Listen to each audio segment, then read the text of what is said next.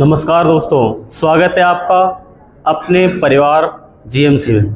और आज हम आपको लेके आए हैं एक नया टॉपिक आपके लिए, विद्युत हीटर, विद्युत बल्ब और विद्युत फ्यूज से बनने वाले वो प्रश्न जो डायरेक्ट रेलवे में आते हैं। उतनी बात करेंगे काम की बात, इसके बाद कुछ क्वेश्चन लगाएंगे, इसके बाद अपनी क्लास ओवर हो जाएगी। और जो लोग यहाँ पर जुड़ गए हैं, अगर इसकी पीडीएफ को एक्सेस करना चाहते हैं मेरे भाई, तो इस क्लास की पीडीएफ हमारे टेलीग्राम चैनल पे जाती है। अगर आप ये हमारी सभी क्लासेस ऑफलाइन एक्सेस करना चाहते हैं तो ऑफलाइन में आप अलीगंज में आ सकते हैं। अलीगंज के अंदर सभी क्लासेस चल रही हैं और आप यहाँ पे आके face to face doubt clear कर सकते हैं। और ये क्लासेस सभी सुबह 8 बजे से लेकर दोपहर 12 बजे तक, 12:30 बजे तक चलती हैं। और आप यहाँ पे ऑफलाइन में ज़्यादा बेहतर तरीके से समझ पाएंगे। ऑनलाइन में हमें जितना बन पा रहा है सभी क्लासें हम ऑनलाइन अपलोड कर रहा हूँ, आप देखते रहिए और आनंद लेते रहिए। आइए मेरे भाई, आज बात करेंगे विद्युत हीटर की। और हम बात करें इसके पीडीएफ की, तो पीडीएफ बेटा हमारे इस चैनल पे जाती है। ग्रेटमाइंड क्लासेस ऑफिशियल नाम से एक चैनल है, टेलीग्राम पे मिलेगा। इसमें 700 को सब्सक्राइबर मिलेंगे, 700 शायद 16 हैं अभी। इस वाली पीडीएफ मिल जाएगी। आज अब शुरू करते बिना टाइम गंवाए।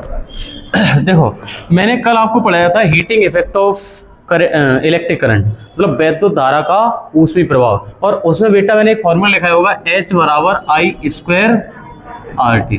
तब आपको एक चीज और बोली होगी, H डायरेक्टली प्रोपोर्शनल होगा बेटा, वो किसके होगा? H फॉर कहते हैं हीट। जो ऊष्मा निकलेगी किसी वायर में, अगर करंट फ्लो होगा, किसी तार में करंट फ्लो होगा तो उसमें ऊष्मा निकलेगी, गर्म हो जाता तार। तो वो जितनी ज्यादा करंट फ्लो करोगे, जितने ज्यादा एम्पियर जाएगा उतनी हीट भी ज्यादा होगी। और दूसरा पॉइंट, जितना हीट होता है ना, अगर रेजिस्टेंस जितना ज्यादा होगा उतनी हीट ज्यादा होगी। और ये टाइम दे रखा था, अगर हमारा टाइम ज्यादा देर तक चलाओगे तब भी हमारी हीट बढ़ती जाएगी। अगर ऐसे पता चला 1 घंटा उसमें करंट फ्लो किया, 2 घंटा करोगे तो इसकी हीट बढ़ेगी। ये हमारे तीनों संबंध मैंने कल बताए थे। ये हमारे जूल्स इफेक्ट वाला कहता है ना, जूल का प्रभाव कहलाता है ये वाला। मैंने कहा heating effect of electric wire था, ये हमारा था विद्युत धारा का ऊष्मीय प्रभाव। धारा का ऊष्मीय प्रभाव पर ही दारोमदार है सब कुछ।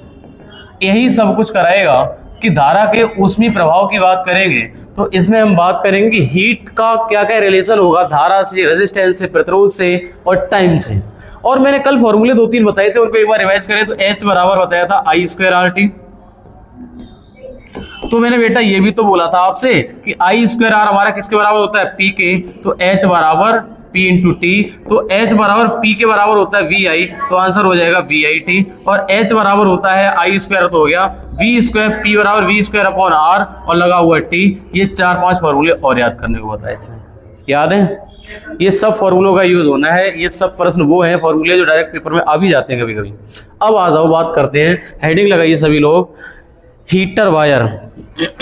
Important topic, heater wire. कहे तो हिंदी में होगा हीटर का तार।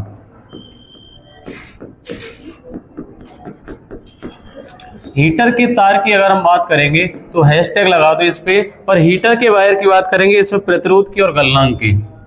इसमें बेटा बात करेंगे प्रतिरोध की और गलनांक की। गलनांक है तो मेल्टिंग पॉइंट।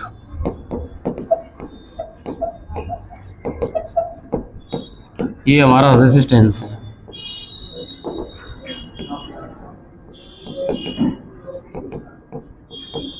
ये बताओ बेटा, अगर हम इस इस हीटर की अगर हम बात करें तो हीटर आपके सामने अगर बनाना चाहे तो ये वाला हमारा हीटर हो जाएगा।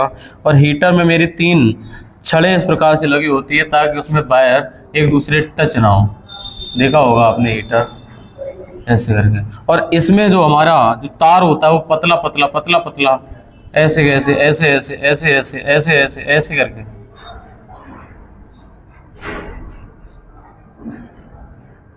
ये ऐसे करके तार जोड़ देते हैं उसमें। ऐसा ही होता है हीटर। हीटर में बहुत पतले पतले तार होते हैं। ये हीटर के तार की बात कर रहे हैं। अच्छा, हीटर के तार का हमें ये बताओ, हीटर से तुम्हें ठंडक चाहिए कि गर्मी चाहिए? गर्मी चाहिए। इसका मतलब गर्म होना चाहिए। इसका मतलब चाहे हीट मिले। अगर हीट मिलेगी तो प्रतिरोध कैसा चाहिए? उच्च। इंग्लिश में कहेंगे तो आपसे पूछा जाएगा कि हीटर के तार का प्रतिरोध कैसा होता है, उच्च होता है। अगर पूछा जाए गलनांक, मतलब जो गल जाए तार, अगर उसमें भाई साहब हीट होगा तो अगर जल्दी गलेगा सब खत्म हो जाएगा। तो मेल्टिंग पॉइंट भी कैसा होना चाहिए, हाई, उच्च होना चाहिए। उच्च मतलब होता है बेटा हाई, कहने का मतलब जो हमारे हीटर का तार होता है कितना भी तापमान आ जाएगा लेकिन गलेगा नहीं। टूटता है क्या, नहीं टूटता है। तो इसका गलनांक भी उच्च होता है और प्रतिरोध भी कैसा होता है, ये इसकी हीट बढ़ाता है और जो गलनांक उच्च होने की वजह से तार टूटता नहीं है। अब पता चला 100 डिग्री सेल्सियस पहुंचा, तार कतर गया, कतर गया तो खत्म हो गया, टूट गया, कतर गया मतलब। अच्छा, ये वाली बात अगर समझ में आ गई है तो आपसे अगर पूछा जाए कि इसका मटेरियल किसका यूज किया जाता है, पहला पॉइंट ये था बेटा हमारा, ये डायरेक्ट क्वेश्चन बनते हैं जो हम लिख रहे हैं। दूसरा और तीसरा क्वेश्चन मटेरियल, मटेरियल की बात करें तो इसके पदार्थ की बात करेंगे। ये बना किसका होता है ये वाला तार, तो आपने बिल्कुल ठीक कहा, नाइक्रोम। नाइक्रोम का ये तार होता है, नाइक्रोम लिख लो। नाइक्रोम अगर पूछा जाए ये किसका बना होता है तो लिखना ये होता है nickel plus chromium plus iron, nickel plus chromium plus iron, Fe plus manganese.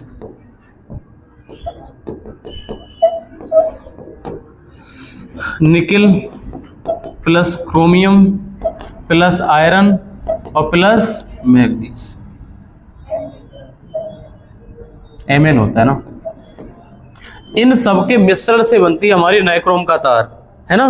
Mn बनता है मैग्नीज का Mn ही बनता है। मैंने कहा जो हमारा हीटर का वायर होता है वो किसका बना होता है बेटा, संभवतः होगा जो आपके एग्जाम में आंसर दिया होगा वो नाइक्रोम दिया होगा। ये बहुत कम पूछेगा, रेयर। तो इसके 3 क्वेश्चन, प्रतिरोध उच्च चाहिए। आप सोच के देना हीटर का प्रतिरोध उच्च चाहिए तभी तो टेम्परेचर होगा, उसमें गर्मी तभी तो आएगी। मैंने कहा गलनांक की बात करें तो गलनांक भी कैसा होगा, उच्च, कहने का मतलब ज्यादा टेम्परेचर होने पे भी तार ना गले। तीसरा पॉइंट, इसका जो तार बना किसका होता है, नाइक्रोम का बना होता है। अगर आपसे पूछ ले प्रिंसिपल किस पे काम करता है, चौथा पॉइंट, प्रिंसिपल। प्रिंसिपल मतलब कौन से सिद्धांत पर कार्य करता हमारा हीटर, तो लिखना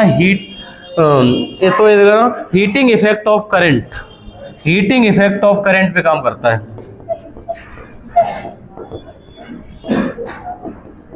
हीटिंग इफेक्ट ऑफ करंट मतलब धारा के ऊष्मीय प्रभाव। बात समझ में आ गई, धारा के ऊष्मीय प्रभाव पर काम करता है। भाई साहब हमें तो हीट चाहिए होती है, तो धारा का ऊष्मीय प्रभाव H बराबर I² RT पढ़ाया मैंने, आज ये विजन कराया, उसी के इफेक्ट पे काम करता हमारा क्या, हीटर। हीटर समझ में आ गया होगा। इससे इतने क्वेश्चन बनते हैं। आप हेडिंग डाल दो इलेक्ट्रिक बल्ब, इसको हटाएं, जल्दी से जल्दी करिए, जितना शॉर्ट बन पाए हमारी वीडियो भी, और आपका जितना जल्दी टाइम बच जाए हम अगला सब्जेक्ट पढ़ा पाए। आप लिखिए इलेक्ट्रिक बल्ब, हेडिंग में वैद्युत बल्ब। हमारे हीटर के तार से इतने क्वेश्चन आए मेरे भाई, और समझ लिया होगा क्वेश्चन कितना भी पूछा जाए आराम से दे पाएंगे उत्तर इसका।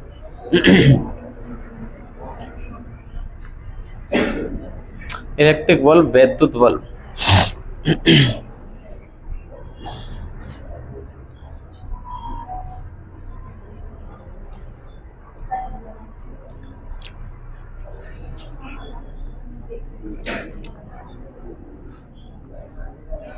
चले, इलेक्ट्रिक बल्ब हेडिंग डालिए मेरे भाई। दूसरा hashtag electric bulb. Electric bulb की बात करेंगे मेरे भाई। देखो बेटा, इलेक्ट्रिक बल्ब में क्या पढ़ने वाले हैं, वैद्युत बल्ब में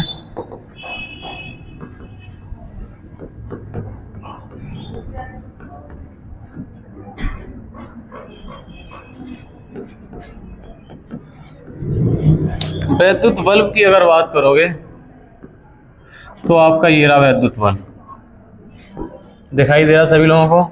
अगर इस बल्ब को जला दे तो और ज्यादा बढ़िया।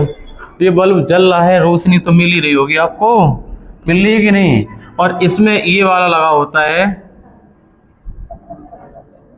फिलामेंट, है ना, इसको कहते हैं तंतु। ये तंतु होता है, ये किस धातु का बना होता है, क्वेश्चन स्टार्ट हो चुके मेरे भाई। पहला क्वेश्चन ये होता है फिलामेंट। जो फिलामेंट होता है इसको हिंदी में कहते हैं तंतु, और तंतु किसका बना होता है? तो कहना टंगस्टन। टंगस्टन थोड़ा सा बना लो, कुछ चीजें और दिखानी है। टंगस्टन का बना होता है। जो ये पहला क्वेश्चन, ये प्रश्न डायरेक्ट आते हैं कि बल्ब का तंतु जो फिलामेंट होता है ये किसका बना होता है? तो आप कहना टंगस्टन। और टंगस्टन का प्रतीक कोई बच्चा बताएगा क्या होता है? डब्लू होता है। डब्लू होता है टंगस्टन का, किसी किसी को पता भी है। देखो अच्छा, मैंने कहा एक चीज और लिखना, इसका जो मेल्टिंग पॉइंट होगा वो कैसा होगा? जो ये वाला होगा, जब ये बल्ब जलेगा तो इसका पहला पॉइंट लिखना मेल्टिंग पॉइंट, कहें तो गलनांक बिंदु।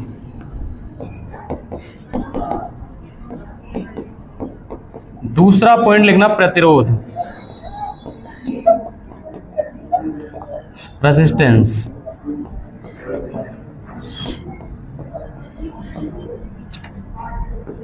आप दोनों क्वेश्चन के आंसर करिए एक बार कि मैंने कहा अगर एक वैद्युत बल्ब है, इसका फिलामेंट है वो टंगस्टन का बना हुआ है, तो इसका जो गलनांक बिंदु होगा अगर कम होगा तो ये गल जाएगा, मतलब फ्यूज हो जाएगा। इसका मतलब इसका गलनांक बिंदु होता है उच्च।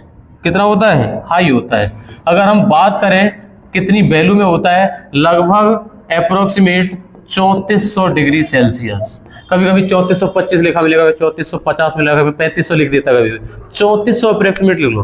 3400 डिग्री सेल्सियस जब टेम्परेचर पहुंच जाएगा तब इसका फिलामेंट जल जाएगा और फ्यूज हो जाएगा। आपने देखा होगा कभी कभी आपका बल्ब फ्यूज हो जाता है, जब ज्यादा करंट आता है ना तो हीट ज्यादा होता है अंदर और ये फिलामेंट जलता उड़ जाता है एक बार। समझ पा रहे? और ये बताओ आपका बल्ब होता है वो क्या हीट देता है? हीट देता है, इसका मतलब उसका रेजिस्टेंस भी कैसा होता है? उच्च होता है, इंग्लिश में कहे तो हाई होता है। यही प्रश्न डायरेक्ट बनते हैं कि बताइए बल्ब का रेजिस्टेंस कितना होगा? बोले हाई होता है, और मेल्टिंग पॉइंट भी हाई होता है। अगर आपसे एक क्वेश्चन और डाल दे बेटा कि ये बताओ कि इसका जब ये बल्ब जलता है तब इसका टेम्परेचर कितना होता है?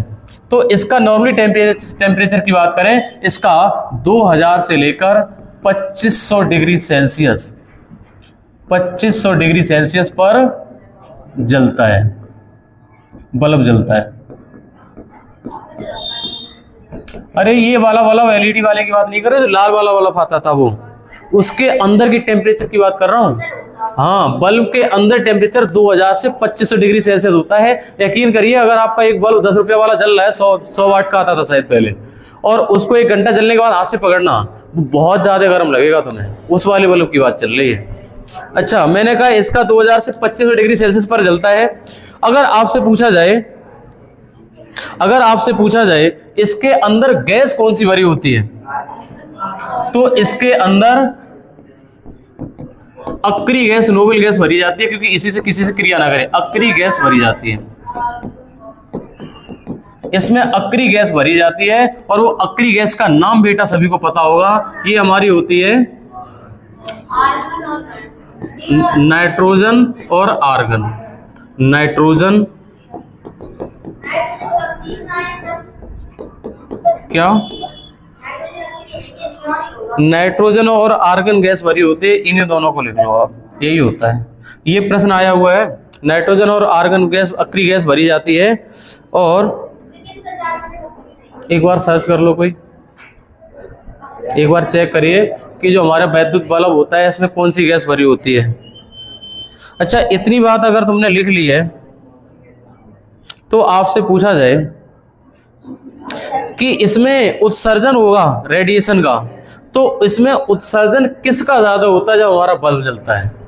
तो इसमें इमिशन होता है रेडिएशन का, वो किसका? इंफ्रारेड का, कहें तो अवरक्त का ज्यादा होता है। लिखना maximum emission radiation, maximum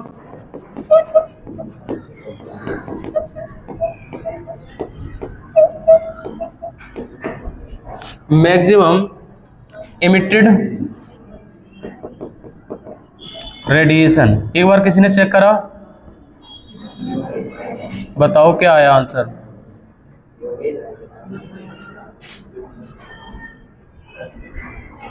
maximum emitted radiation कहना अधिकतम उत्सर्जित विकिरण, अधिकतम उत्सर्जित विकिरण, अधिकतम उत्सर्जित विकिरण इंफ्रारेड का होता है। सही है ना?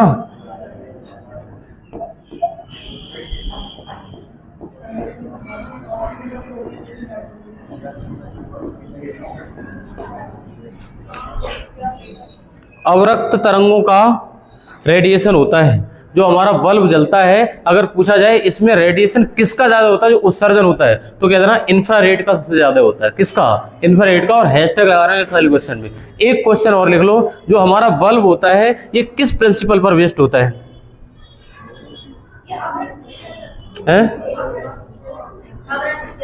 अवरक्त किरणें होती है ना, इंफ्रारेड रेज, अवरक्त किरणों का होता है। अवरक्त किरणों का एमिशन होता है, उत्सर्जन होता है अवरक्त किरणों का। अच्छा, एक प्रश्न और लिखना, इसका प्रिंसिपल किस पर बेस्ड है? ये प्रिंसिपल की बात करें, सिद्धांत किस पर कार्य करता हमारा बल्ब होता है, तो आप कहना सिद्धांत ये बताओ, जब इसमें धारा बहेगी तो तंतु गर्म होता है। अगर टेम्परेचर होता है किसकी वजह से? हीट की वजह, करंट की वजह से, तो इसका होगा हीटिंग इफेक्ट ऑफ करंट, यानी धारा के ऊष्मीय प्रभाव पर आधारित है। धारा के ऊष्मीय प्रभाव, बात समझ में आ रही सभी लोगों को? धारा के ऊष्मीय प्रभाव पर आधारित है। कौन आधारित है? ये बल्ब, वैद्युत बल्ब। और हमारा वैद्युत बल्ब हो गया बेटा खत्म। आप हेडिंग डालो फ्यूज वायर, फ्यूज तार।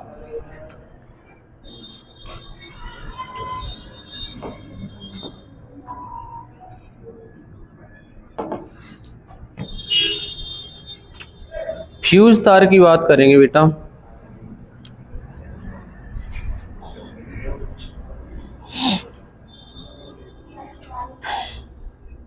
कोई नहीं, अभी कंप्लीट करते हैं।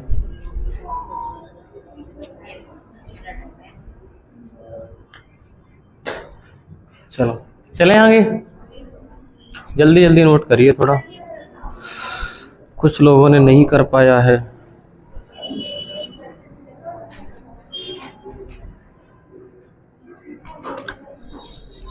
चले,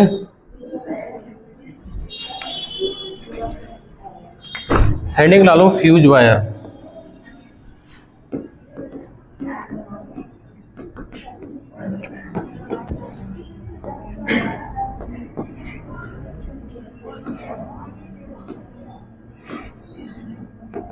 इसको कहेंगे फ्यूज तार।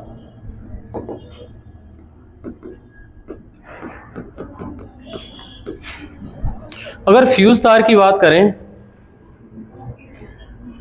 तो आप कहेंगे, जैसे मैं बाहर से लाइन लाई बेटा, देखो इधर, मैं बाहर से मेरे घर पे लाइन आई और यहां से दो तार बट गए, तो यहां पर लगा दिया जाता फ्यूज, ऐसे करके फ्यूज लगा होता है। और इसके बाद यहां से ऐसे करके हमारा ये मीटर कनेक्ट होता है, इस पर रीडिंग देता है, इस मीटर से जोड़ दिया जाता है इस वाले तार को, फ्यूज होता है। इसके बाद में ये लाइन हमारे घर में चली जाती है। ऐसे ही तो होता है। जो फ्यूज वायर होता है, जो आपका फ्यूज लगाया जाता है, वो घर में सबसे बाहर लगाया जाता है।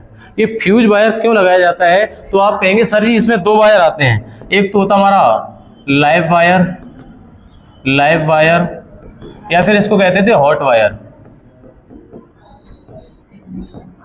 या तो हमारा एक लाइव वायर होता है या इसको हॉट वायर कहें, और एक आता हमारा होता है न्यूट्रल वायर।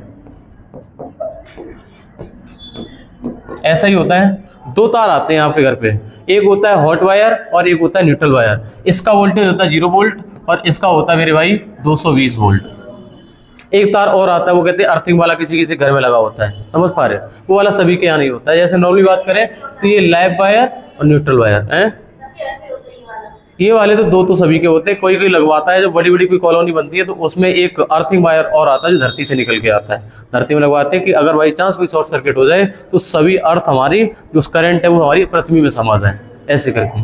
अच्छा, इसमें हम पढ़ाने जा रहे हैं, ये वाला हमारा लगा हुआ फ्यूज, ठीक है। फ्यूज को मैंने जोड़ दिया है, ये बाकी कनेक्शन मैंने घर पे कर दिया है। अब फ्यूज का काम क्या क्या होगा? मैंने कहा बाई चांस ज्यादा करंट आता है तो ये पिघल जाएगा तार और आगे की लाइन कट हो जाएगी, अंदर करंट नहीं जाएगा, अंदर जो आपकी टीवी चल रहा होगा, पंखा चल रहा होगा, जो भी एसी चल रही सब बच जाएगा आपका, अंदर करंट नहीं। अगर ये नहीं लगा होता तो डायरेक्ट करंट उन्हीं सभी उपकरणों में जाता। अगर वो 220 वोल्ट के थे, पता चला वहां पे पहुंच गए 400 वोल्ट, तो फूक जाएगा, खत्म हो जाएगा। जैसे आपने देखा होगा कभी कभी ग्रामीण क्षेत्र में फ्यूज का यूज नहीं करते हैं, डायरेक्ट लाइट डाल के सीधी बल्ब में जोड़ दी और पता चला कि वोल्टेज हमारा था 220 वोल्ट का बल्ब और कभी कभी दोनों फेस पे लाइट आ गई 400 वोल्ट, एक ही बार में खत्म। ये और कोई फर्क भी नहीं पड़ा, 10 रुपए वाला बल्ब लगाते हैं, 100 वाला नहीं लगाते। फिर 10 वाले दिन कितने बल्ब फूके होंगे ऐसे, वो इसी वजह से फूकते हैं क्योंकि वहां पे फ्यूज का यूज करते नहीं कि ज्यादा वोल्टेज आ गई चला गया। अच्छा, फ्यूज के बारे में अब आप लिखिए क्या क्या होता है। इसका मेल्टिंग पॉइंट लिखिए, पहला पॉइंट है मेल्टिंग पॉइंट। मेल्टिंग पॉइंट की बात करें तो ये हो गया बेटा गलनांक बिंदु। कौन सा बिंदु? गलनांक बिंदु। और दूसरे पॉइंट की हम बात करेंगे गलनांक बिंदु के बाद, हम बात करेंगे रेजिस्टेंस की, प्रतिरोध की बात करेंगे। किसके? फ्यूज वायर के प्रतिरोध की बात करेंगे। और तीसरा पॉइंट एक और करना, हम बात कर रहे होंगे इसके मटेरियल की, मतलब ये पदार्थ किसका बना होता है हमारा जो फ्यूज वायर होता है। एक पॉइंट और बात करेंगे कि ये किस क्रम में जोड़ा जाता है, फिर इसके प्रिंसिपल की बात करेंगे, फिर ये हमारा खत्म हो जाएगा।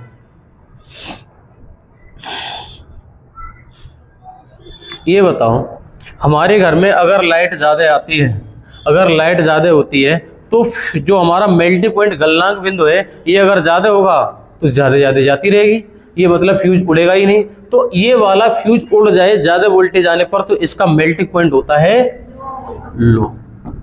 लिख देना मेरे भाई, समझ में आ रहा सभी लोगों को? लो कहें तो निम्न, मेल्टिंग पॉइंट रखा जाता है निम्न, क्योंकि फ्यूज तो उड़ाना मेरे भाई, ज्यादा वोल्टेज आती है। और मैंने कहा अगर इसका प्रतिरोध कम रखोगे, अगर प्रतिरोध कम रखोगे तो हीट नहीं करेगा, फिर वायर टूटेगा नहीं। इसका मतलब प्रतिरोध रखना पड़ेगा आपको इसका हाई, उच्च, क्योंकि अगर प्रतिरोध कम रखेंगे तो उससे करंट फ्लो होता रहेगा, गर्म ही नहीं होगा। जितना ज्यादा प्रतिरोध होगा उतनी जल्दी गर्म होगा वायर और टूट जाएगा अगर ज्यादा करंट आया। अगर ज्यादा वोल्टेज आ गए तो फिर ये टूट जाता है, क्यों? गर्म होता है, गर्म होकर टूट जाता है तार। और इसका गलनांक बिंदु रहते कैसे रखते हैं? निम्न। अगर पूछा जाए मेटेरियल किसका बना होता है तो ये शीशा और प्लस टिन, मतलब लेड और टिन का बना होता है। लेड का सिंबल होता है शायद पीवी और टिन का होता है एसएन। एसएन का बना होता है लेड और टिन के एलॉय के एलॉय एस को से बना होता है। किसके? लेड और टिन के मिक्सचर होता है पीवी और एसएन का, दोनों को याद रखना। अच्छा, अगर ये पूछा जाए वैद्युत में इसको जो हमारा फ्यूज वायर है इसको श्रेणी क्रम में जोड़ेंगे समांतर क्रम में? मैंने कहा ऐसे आया, ये हमारा फ्यूज है और ये हमारा फ्यूज है, ये हमारे घर की लाइन है, तो इसको सीधा जोड़ देंगे। अगर यहाँ पर करंट ज्यादा आया तो यहाँ से कट, उधर की लाइट कट। अगर मैंने समांतर क्रम में जोड़ दिया तो पूरे घर की लाइट नहीं कटेगी और सभी उपकरण फूक जाएंगे। इसका मतलब ऐसे जोड़ते हैं, इधर से ये लाइट है, इधर बीच में जोड़ दिया फ्यूज। अगर ये फूक जाएगा ना तो बीच की लाइन कट हो जाएगी। तो लिखना ये वैद्युत में श्रेणी क्रम में जोड़ा जाता है। बात समझ में आ रही है? ये क्वेश्चन डायरेक्ट आते हैं। लिखना यह वैद्युत में तार के साथ, यह वैद्युत में तार के साथ,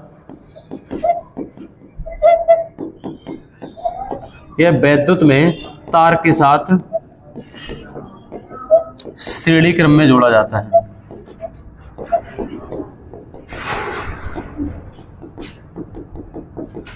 अच्छा, एक लास्ट पॉइंट और बचा, ये किस प्रिंसिपल पर बेस्ड है तो लिख देना।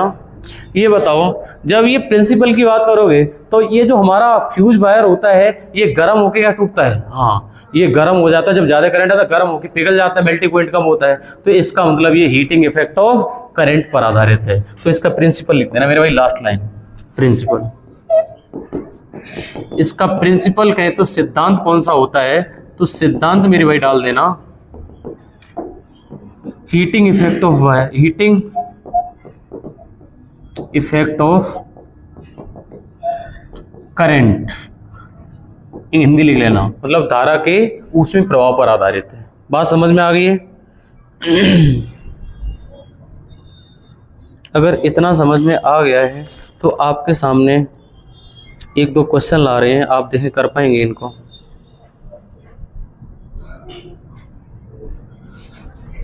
चले मेरे भाई, लिख लो फटाफट। ओके,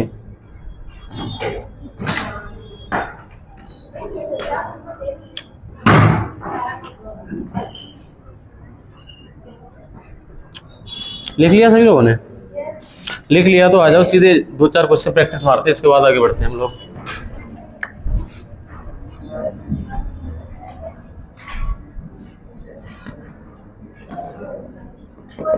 इसी पर आधारित आए हुए क्वेश्चन है, देखो।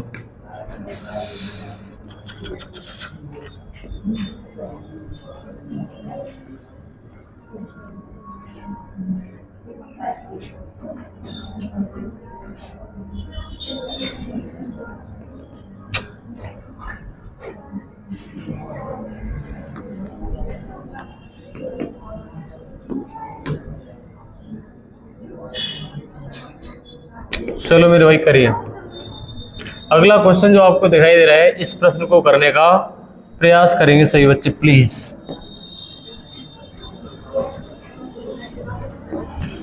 ये लिखा हुआ है, सामान्य 220 वोल्ट आपूर्ति लाइन पर काम कर रहे वैद्युत प्रकाश बल्ब के फिलामेंट का सबसे संभावित तापमान निम्न में से कौन सा है? 2000 से 2500 लिखाया है, तो इसका आंसर 4500 होगा नहीं, भी होगा नहीं, ये होगा नहीं, तो आंसर क्या हो गया? 2500। हो रहे ना क्वेश्चन, ये एग्जाम के क्वेश्चन है। अगले पे आ जाओ मेरे भाई।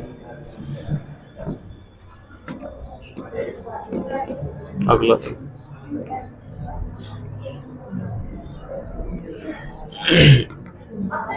ये है, एक फिलामेंट प्रकार के प्रकाश बल्ब में खपत की गई अधिकांश वैद्युत शक्ति इस प्रकार दिखाई देती है। मतलब 10 प्रकार से कहे तो विजिबल, इंफ्रारेड, अल्ट्रावायलेट रेज या फिर फ्लोरोसेंट लाइट। इसका आंसर होगा ऑप्शन नंबर बी वाला। ये वाले क्वेश्चन आए पेपर में, बताओ।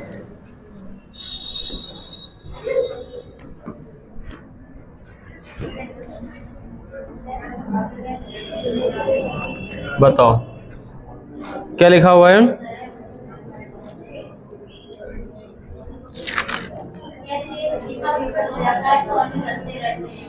घरेलू सर्किट में लैंप समांतर क्रम में जुड़े हुए थे। पहले तो जान लो, हाँ मैं बताना भूल गए थे, जो आपके ग्रामीण क्षेत्र में आपके घरेलू देखा होगा तो सभी के सभी जो आपके उपकरण होते हैं वो किस क्रम में जुड़े जाते हैं? लैंप, पंखा या फिर ये सब, ये आपके समांतर क्रम में जुड़े जाते हैं। ये लिखा हुआ है, घरेलू सर्किट में लैंप समांतर क्रम में जुड़े हुए हैं।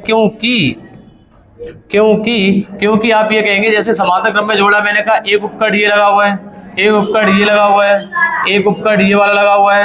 मैंने कहा 4-5 उपकरण लगे हुए आपके घर में। कितने? मैंने कहा 4-5 उपकरण लगे हुए। अगर ये वाला फ्यूज हो जाता है, यहाँ से लाइन कट हो जाती है, तो ये वाला चालू रहेगा, ये वाला चालू रहेगा, ये वाला चालू रहेगा, ये वाला चालू रहेगा। आपके घर में एक बल्ब को अगर फ्यूज हो जाता है, पूरी लाइन तो नहीं कटती है, नहीं एक ही बंद होता है। इसका मतलब ये समांतर क्रम में जुड़ते हैं। और इसका ऑप्शन क्या सही होगा?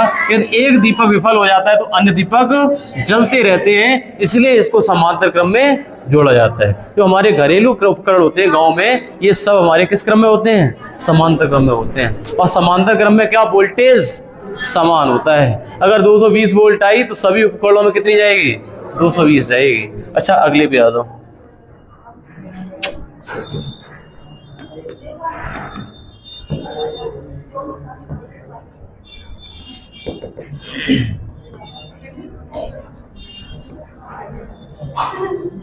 एक बार इस प्रश्न पे नजर डालिए। निम्नलिखित में से कौन सी विशेषता फ्यूज तार के उपयुक्त नहीं है?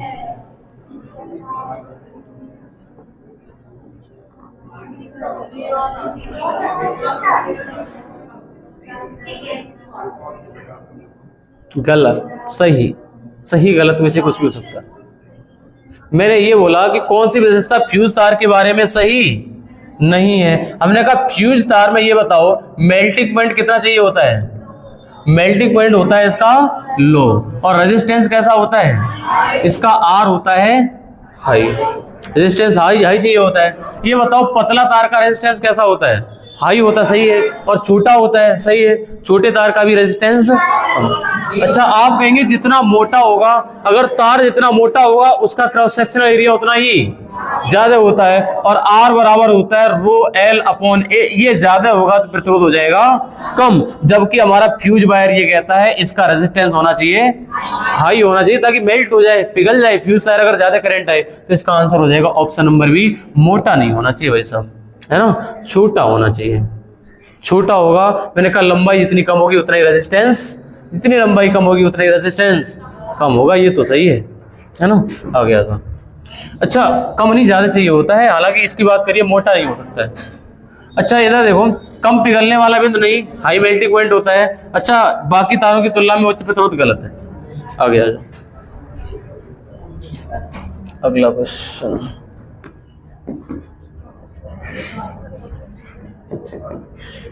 ये बता दो एक क्वेश्चन और।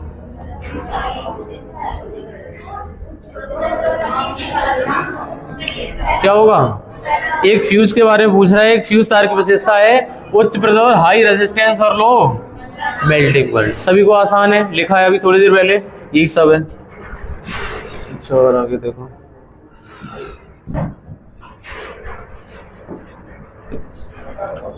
इस वाले का बताओ। सीसा और टिन, कौन सा आंसर, ये वाला आंसर है क्या। सीसा और टिन का बना होता हमारा क्या, फ्यूज तार बना होता है सीसा और टिन का। अच्छा, आपको एक चीज और बता देनी चाहिए, सीसा और टिन का बना होता है फ्यूज वायर, ये वाला तो ठीक है। अब एक क्वेश्चन है अगला है, उसमें बता सकते हैं हम। देखो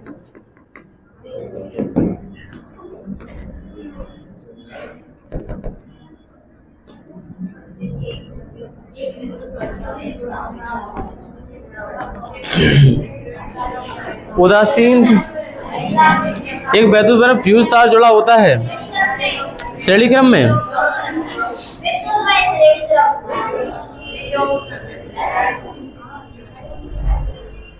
ये बोल रहा है कि वैद्युत परिपथ में फ्यूज किससे जुड़ा होता है, तो वैद्युत में के श्रेणी क्रम में। अच्छा, आपको एक चीज और जान लेनी चाहिए, जो हमारा लाइव वायर होता है, लाइव वायर या हॉट वायर, इसका कलर कैसा होता है, तो आपने देखा वो रेड कलर, या फिर होता कैसा, येलो।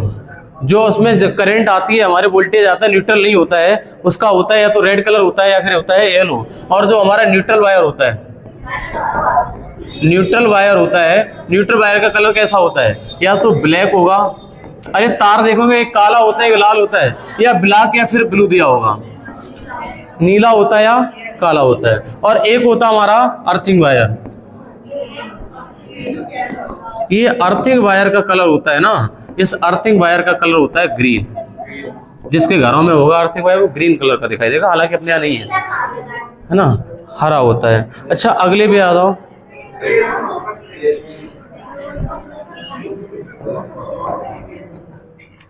वैद्युत हीटर में प्रयुक्त सामग्री क्या होगा,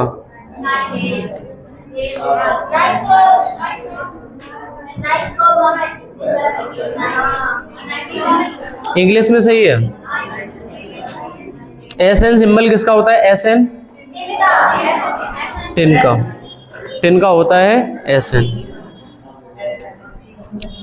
अच्छा, इसमें आंसर क्या होगा, टंगस्टन वैद्युत हीटर किसका बना होता है, टंगस्टन कहे तो नाइट्रोजन और सॉरी हाँ वो निकिल वगैरह में लिखाया था, निकिल क्रोमियम और वो आयरन और मैग्नीज, है ना, निकिल क्रोमियम आयरन और मैग्नीज।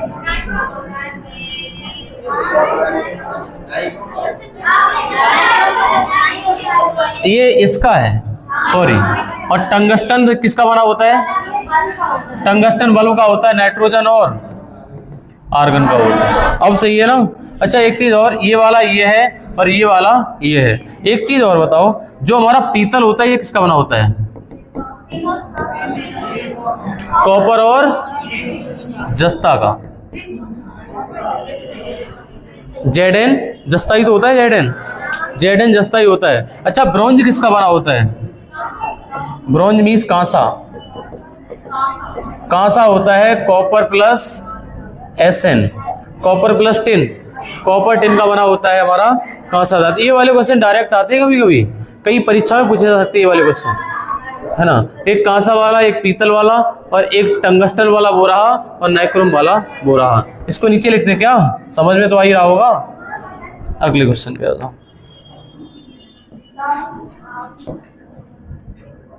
ये बता दो, ये तो अभी बताया मैंने।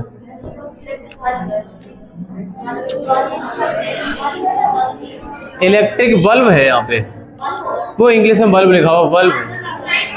इन्होंने कौन सा प्रयोग किया जाता है, आर्गन और नाइट्रोजन, आर्गन और नाइट्रोजन। इसका आंसर हो जाएगा डी वाला। अब आपके अमीटर वोल्ट मीटर वगैरह बच्चे हैं, वो एक क्लास और इसके बारे में, बाकी फिर हमारी किरचॉफ के नियम आ जाएंगे। ऐसे करके हमारी इलेक्ट्रिसिटी चल रही है। इस वाली क्लास को यहीं पे रोक लेते हैं, बाकी आगे देखते हैं कल की क्लास। Okay, thank you.